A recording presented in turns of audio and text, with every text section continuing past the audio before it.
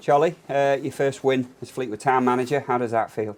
Yeah, listen, we're obviously delighted. I think it's been a month now I've been in the building, and this is it been coming really. The performance has been coming slowly but surely.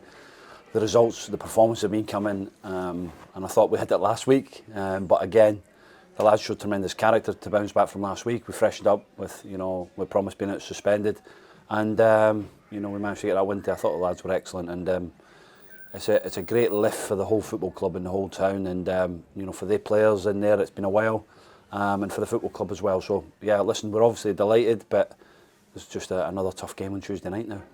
Excellent result for you, but is it the performance that pleases you the most? I think we always say that performance, if we get the performance right, the results will come. And in the last sort of game and a half, first half last week and today, I thought we were excellent. And we thoroughly deserved a win today, and we have to not get too carried away. We have to enjoy the moment. But again, we have to get focused ready for Tuesday, because Bristol Rovers is going to be a tough one, and look forward to the next challenge. Thursday, the transfer window, of course, you brought 5 new players into the club, 3 of them defenders. Clearly, that's something that's been an issue this season, conceding goals. Just how important is that clean sheet today as well? It was massive. Like you've seen there, Mari Samuels coming on the last 30 seconds of the game, clears one off the line. It's big for the defenders, and it's big for the goalkeeping department. But again, we'd conceded far too many goals. I lost Josh Errol, which was obviously a big loss for us, and ultimately people move on, and you have to make it the right decision for a football club, and that was one that it was right for the football club, and for him personally as well. So yeah, it's a huge loss, but again, Eli Campbell coming in there for his first start, I thought was very, very good. Yeah, he was excellent, wasn't he? On the left-hand side of your back three. It gives us balance. When we come in, I think we only had sort of one left-sider in the building, which if you want to try and improve it, it's difficult. So we managed to bring in 2 or 3 left-siders. It gives us a bit of balance in there now.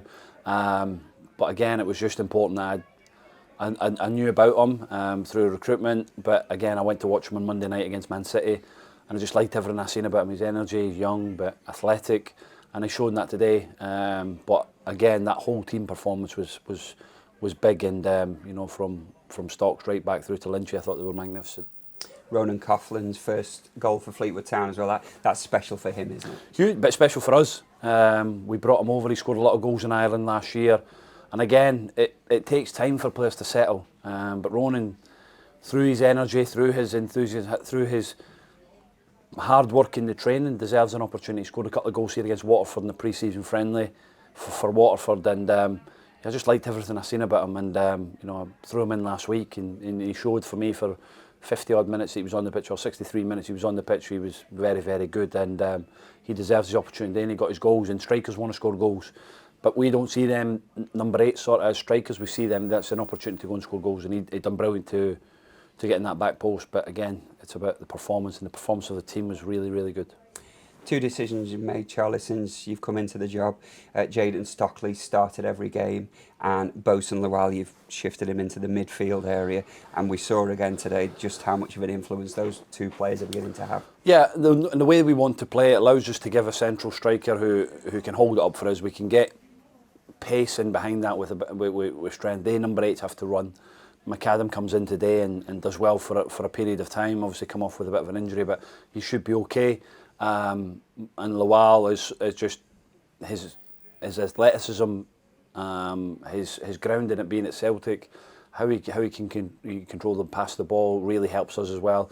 So again, Danny coming in as an experienced player as well in the last couple of weeks has been really good. And even though he was on the pitch for a small period of time today, McKilkenny I thought was very good in terms of his distribution and things like that. So that's why he's been brought into the building. And we'll look forward to the next game. Mentioned Gavin Kilkenny there. He's one of your 5 new signings you brought in on Thursday.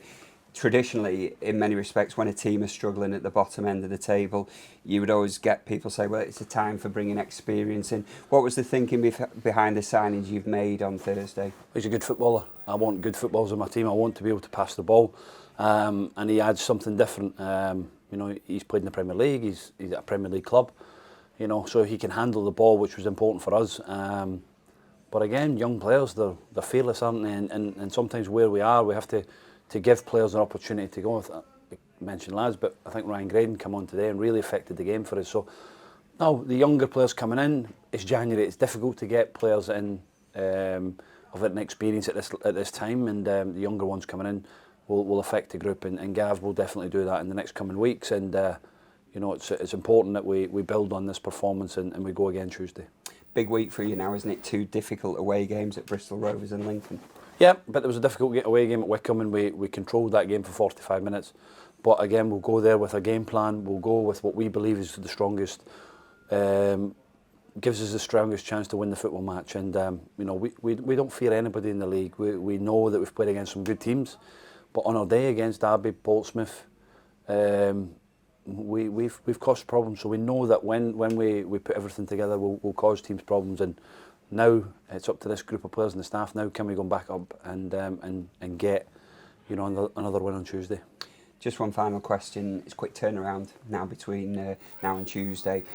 Is it a case of tomorrow having a look at the players, where they are in terms of fitness and injury? No, the lads will have tomorrow off. I think it's important that Sunday's about preparing with your family and enjoying family time, because when we come into this building, we ask them to be engaged in the meetings, and tactically we give them a lot of information. The training has been tough for them. So again, when we can give them the opportunity to be with their families, then it's important that as well, because we'll travel Monday and we'll stay over, so they're away for a couple of days. But again, I've just said to them in there, prepare well, sleep well, you know, eat the right things, and ultimately come in Monday with a smile on your face. And ultimately, when you get 3 points on a Saturday, that's normally what happens. So we'll come in again Monday and we'll prepare, and we'll travel to Bristol.